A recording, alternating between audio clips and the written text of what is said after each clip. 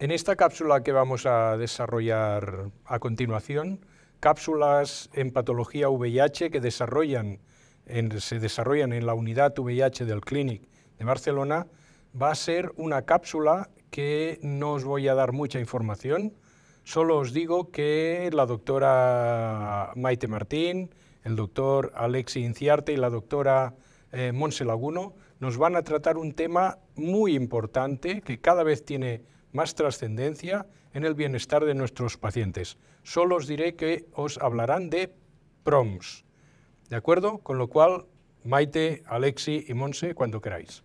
Vale, en primer lugar, Alexi, ¿qué significa esto de las PROs? Bueno, a ver, las PRO, primero que todo, hay varias definiciones y obedecen un poco a las necesidades propias de cada instrumento. En primer lugar, tenemos las PRO, que vienen a ser del acrónimo en inglés del Patient Reported Outcome, que lo que viene a ser es una medida de percepción. Allí básicamente lo que hay son las necesidades o la experiencia de los pacientes en bruto, es decir, como una materia prima. Aquí no se modifica ninguna información, sencillamente lo que se hace es recolectar la percepción, las experiencias de los pacientes. Y esto identifica problemáticas. Y a partir de aquí surge un segundo concepto que son las PROMs, que vienen a ser los Patient Reported Outcomes en unidades de medidas, que lo que viene a ser es una herramienta estructurada para identificar estas PRO, digamos de una manera caracterizándolas mejor y identificándolas de mejor manera. Y hay un tercer concepto que vienen a ser las PREMS, que vienen a ser los Patient Reported Experience, que vienen a ser las experiencias del paciente en función a lo que es el entorno del proceso asistencial o el proceso sanitario. Las PRO y las PROMS están centradas sobre todo en el estado de salud y de bienestar del paciente en sí, en donde el centro de atención viene a ser el propio paciente, mientras que las PREMS, el centro viene a ser todo el proceso asistencial que involucra este proceso de salud. Para poner ejemplo, una PRO sería un paciente que, por ejemplo, le duele la rodilla, una PROM sería una escala de valoración cuantitativa del dolor, que puede ser la escala VAS del 0 al 10, en donde se mide este dolor, y las PREMS podría ser, no sé, el tiempo que, por ejemplo, se tarda un paciente en entrar en una consulta o el grado de comunicación que tiene con alguno de los facultativos de salud. Vale. Ya me ha quedado más claro. ¿Y por qué utilizamos ahora tanto estas palabras en el mundo, en el campo de la infección por el VIH, Maite? Pues últimamente se está hablando más de este tema porque la calidad de vida se ha propuesto como el cuarto 90 de los objetivos ONU-SIDA para monitorizar la salud global de las personas que viven con VIH. Es decir, el 90% de las personas que viven con VIH que estén diagnosticadas, de las personas que están diagnosticadas el 90% que estén en tratamiento, y de las personas que están en tratamiento el 90% que estén con carga viral suprimida. Y una vez que hemos conseguido estos objetivos, tendríamos que conseguir también que el 90% de estas personas tengan una buena calidad de vida.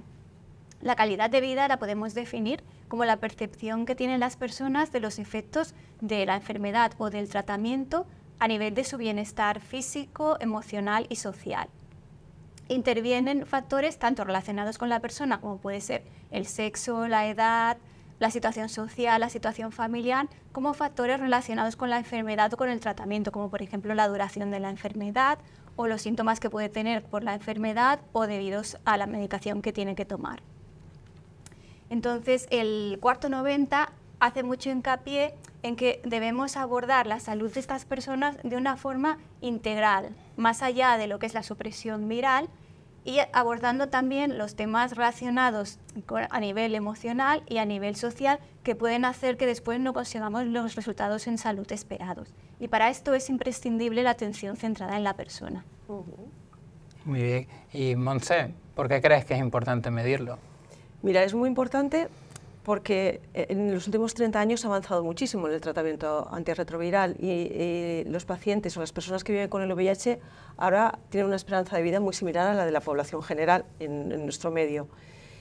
Pero claro, no es lo mismo decir que tienen una esperanza de vida larga que tienen una mejor vida. O sea, calidad de vida y años de vida no es lo mismo. Por lo tanto, ahora lo que nos tenemos que centrar es en el cuarto 90 que comentaba Maite, ¿no? En mejorar la calidad de vida, y la forma para conocer cómo podemos mejorar esa calidad de vida de nuestros pacientes es conocer de primera mano, preguntarles cómo lo viven, cuáles son los problemas que tienen y qué es lo que necesitan para mejorar. Y eso es lo que estamos haciendo ahora. Y Maite, ¿qué tipo de prompts tenemos? Pues hemos hablado de la calidad de vida, pero tenemos muchos otros prompts que nos pueden ayudar a mejorar otros muchos aspectos, pues como puede ser, por ejemplo, la adherencia al tratamiento, los síntomas percibidos, el estrés, la ansiedad, la discriminación o la satisfacción con el tratamiento. Todos estos serían prompts y se pueden clasificar o en sencillos cuando miden un único ítem o en complejos cuando miden más de un ítem. Y también los podemos clasificar en genéricos cuando van destinados a ser utilizados en cualquier población o específicos cuando han sido diseñados para ser utilizados en una población en concreto. En estos últimos años ha aumentado muchísimo la investigación en este campo y esto hace que tengamos muchos prompts disponibles. Y se han identificado incluso más de 100 prompts específicos para el VIH.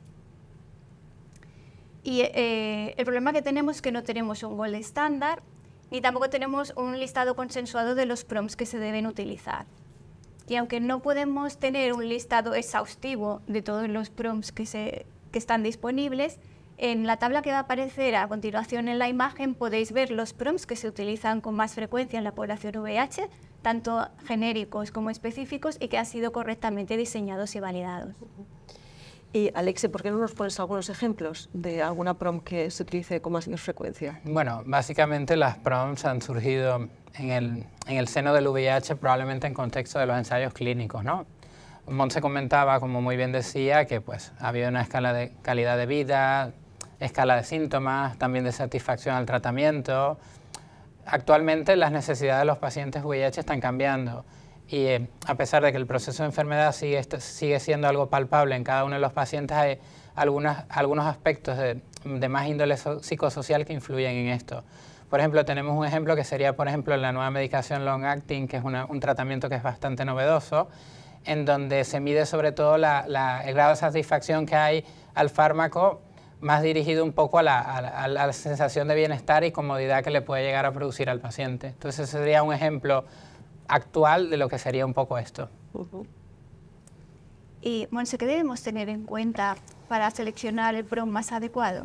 Pues la verdad es que hay que tener en cuenta muchos factores, ¿no? Lo primero de todo, a quién va dirigida la encuesta que vamos a hacer o la herramienta que vamos a utilizar, ¿no? Pues el tipo de paciente, el nivel cultural o la capacidad que tiene o lo familiarizado que puede estar con las nuevas tecnologías si queremos pasar una encuesta electrónica.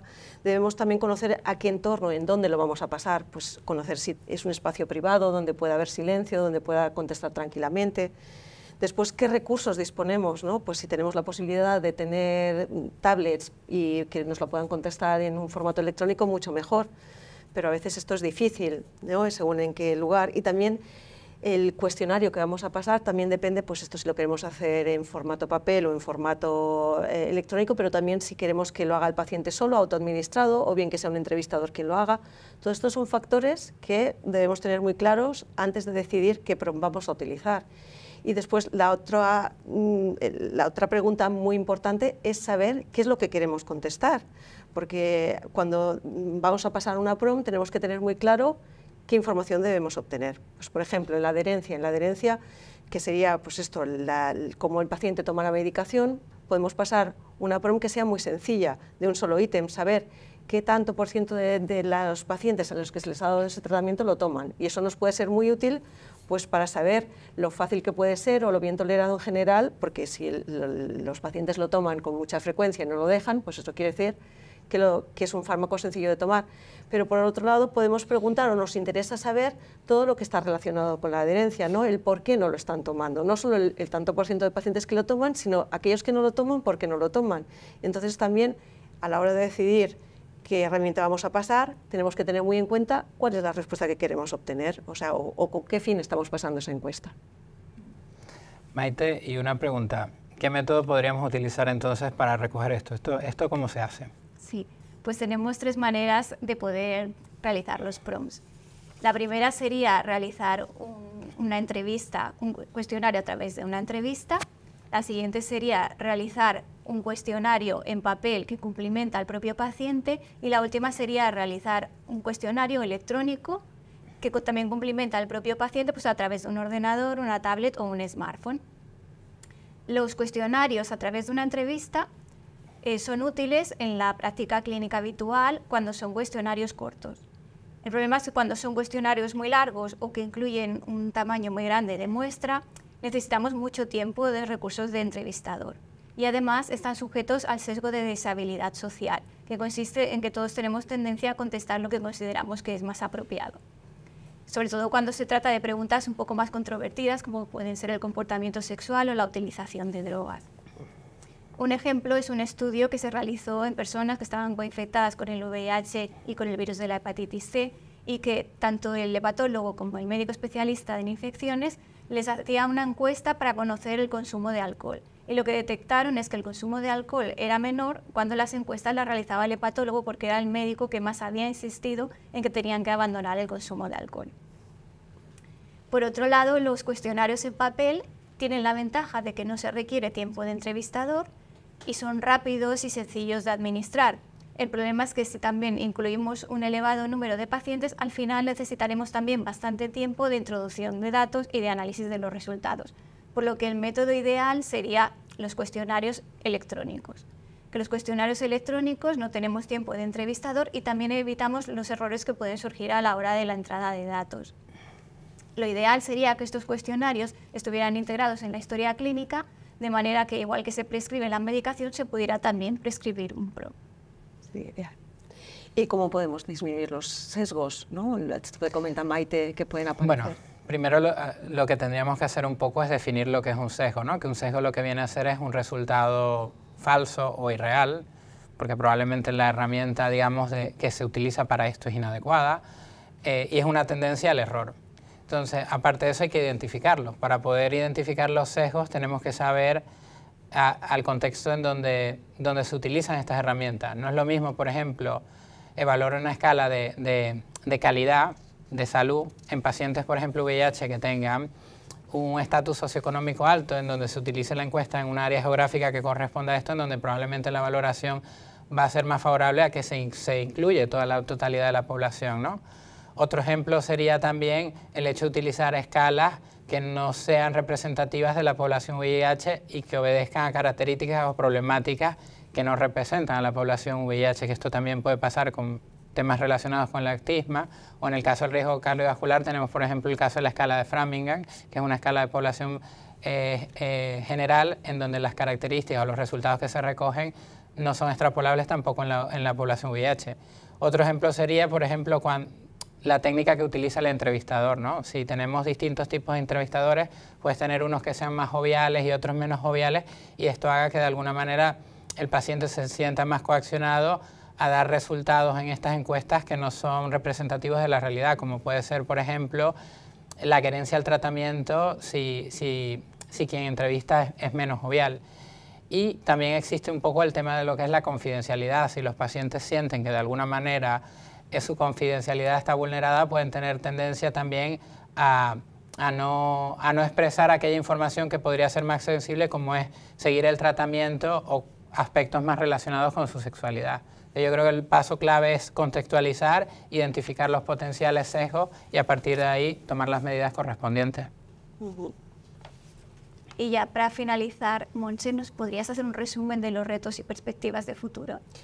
Bueno, yo creo que el reto principal es encontrar una herramienta que sea la herramienta de oro, ¿no? La regla de oro. Antes tú hablabas que tenemos más de 100 herramientas, que a veces es difícil escoger cuál queremos utilizar. Y entonces, bueno, claro, ¿qué sería la herramienta ideal? Pues que sea corta, que sea rápida, que sea sencilla de pasar, a poder presentarla en diferentes idiomas, porque tenemos población de diferentes lugares de origen, que sea autoadministrada por el tema de la confidencialidad, que además se pueda contestar en un formato electrónico, porque facilita mucho después también el análisis de los datos, y que sea una herramienta validada en la población que nosotros la vamos a pasar, que es las personas que viven con el VIH. Desde luego, otro reto muy importante es involucrar a los pacientes en el desarrollo de las herramientas. Estamos buscando, o lo que queremos es conocer su percepción sobre los resultados, sobre la atención recibida, sobre la experiencia, y muchas veces muchas de estas herramientas las hemos diseñado los sanitarios, sin tener en cuenta lo que para ellos realmente es importante evaluar. Por lo tanto, es muy importante también que involucremos a los pacientes en el desarrollo de estas herramientas. Y por último, Lo que sería un reto muy importante sería integrar los resultados que obtenemos de todas estas herramientas en el sistema sanitario. Nosotros podemos, desde el mundo hospitalario, podemos pasar, o desde la farmacia, podemos pasar una de estas herramientas, pero después será muy importante también que el médico de primaria o que el asistente social o que el trabajador ambulatorio pueda revisárselo, ¿no? Porque es información que también ayuda a mejorar la atención de este paciente. Y en cuanto a las perspectivas, claramente cada vez las vamos a utilizar más. O sea, estamos muy decididos a que tenemos que conseguir el cuarto 90, ¿no? El objetivo cuarto de la OMS. Por lo tanto, estas herramientas nos van a ayudar a poder conseguir este objetivo. Pero también tenemos que ser muy conscientes que pasar estas herramientas no solo implica hacer las encuestas, sino que también implica después revisar los resultados con los pacientes y después tomar decisiones, porque si no, no preguntamos, ¿no? Tenemos que tomar actitudes o mejorar aquello para lo que estamos preguntando, ¿no? De qué es lo que espera el paciente. Por lo tanto, cada vez las vamos a utilizar más, pero esto nos alargará los tiempos de visita, y también el hecho de utilizar estas herramientas también exige una respuesta desde el sistema sanitario. Ahí estamos.